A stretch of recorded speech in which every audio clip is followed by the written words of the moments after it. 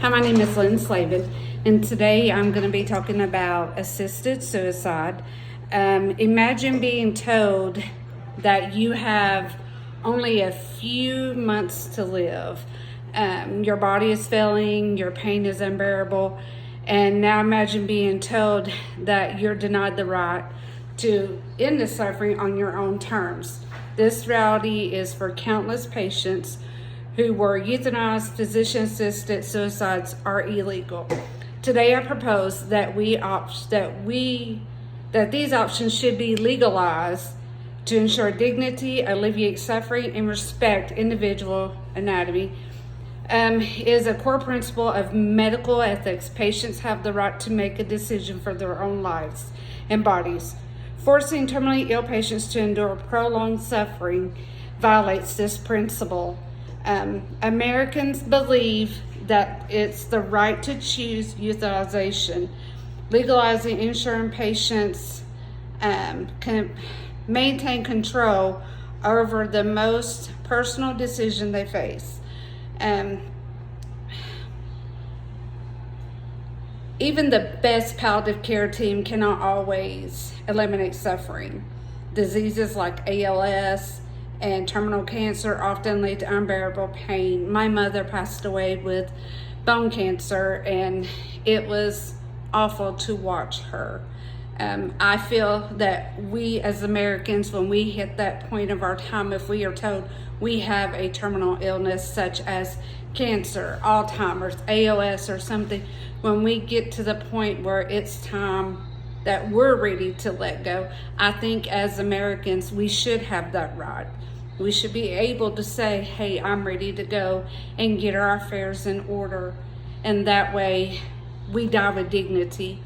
Because as a nurse, I've seen so many people die from cancer, from ALS, and it takes their mind, it takes their function away, it takes their dignity away. And I just feel that if we as Americans got in with our legislation, said, hey, these people, we should have a right, because it is a dignity. Because when someone is passing during that time, they lose all control of their body function. They're not able to eat. They're not able to drink. They're peeing and pooping on themselves.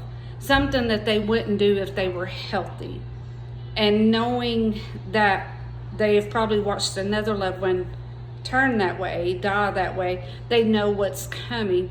And so they want the right to make the choice into not dying that way. They want to go out when they want to go out, and they want to do it in a dignified way to where they have a doctor that assists them, their family's there, or whoever they want is there, and they're able to say their goodbyes and they die in a respectful way.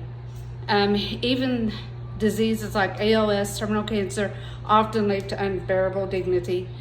I picked a Brittany Maynard, a 29-year-old terminal brain cancer patient, chose physician-assisted suicide in Oregon.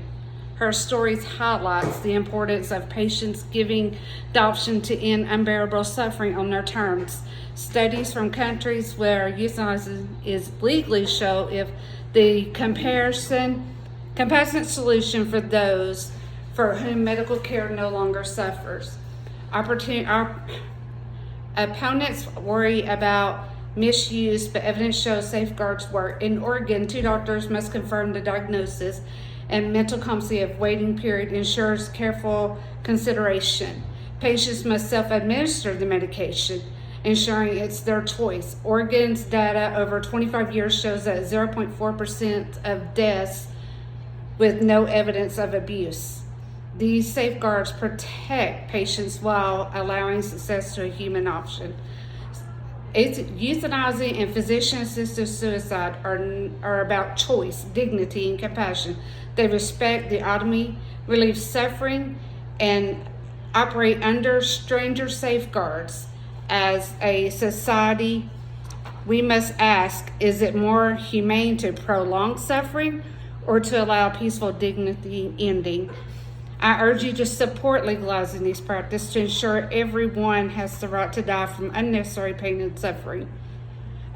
This is my visual aid. This is Miss Brittany Maynard. This is her. This is a timeline about her death.